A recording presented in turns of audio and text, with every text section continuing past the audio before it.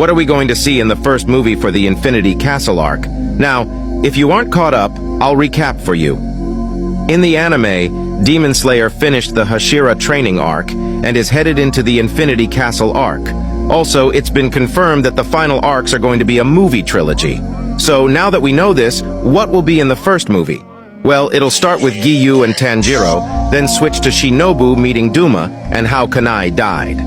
Then we're going to see the fight between Shinobu and Duma. Shinobu is going to lose and get eaten by Duma. Once this happens, we'll see the battle with Zenitsu and Kaigaku, and the letter that stated Jigoro unalived himself due to Kaigaku becoming a demon. Zenitsu would later win, defeating Kaigaku.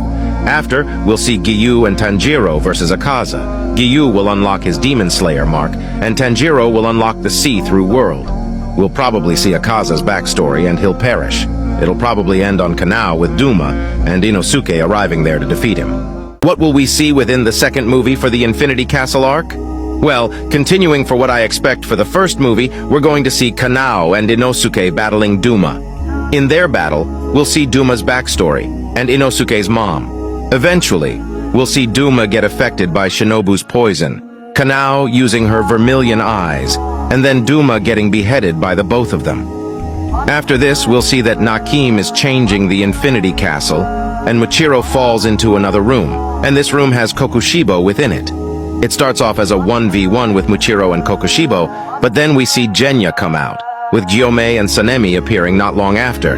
We will definitely see amazing things like Gyomei and Sanemi unlocking their marks, Kokushibo's longsword and monster form, and his backstory. We'll see that he also perishes, with Michiro and Genya also passing as well. Now, most likely, this is where the movie will end. But if it doesn't, then it could end with Muzan coming back and encountering Giyu and Tanjiro. What can we expect for the third movie for the Elayat 2 arcs?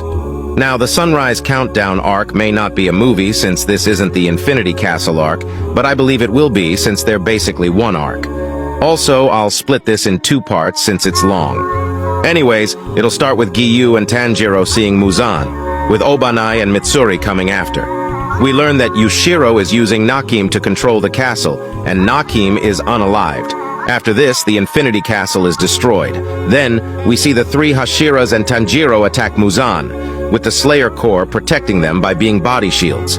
After, we see Tanjiro is out and poisoned by Muzan. When this happens, it'll switch and we'll see Nezuko wake up and run over to the fight. It will go back to the fight after, with Gyomei and Sanemi arriving to battle Muzan. We then see Tanjiro's flashback with Yorichi and his fight with Muzan. It'll once again switch back after this, and we will see Obanai's backstory. He'll obtain the mark and red blade shortly after.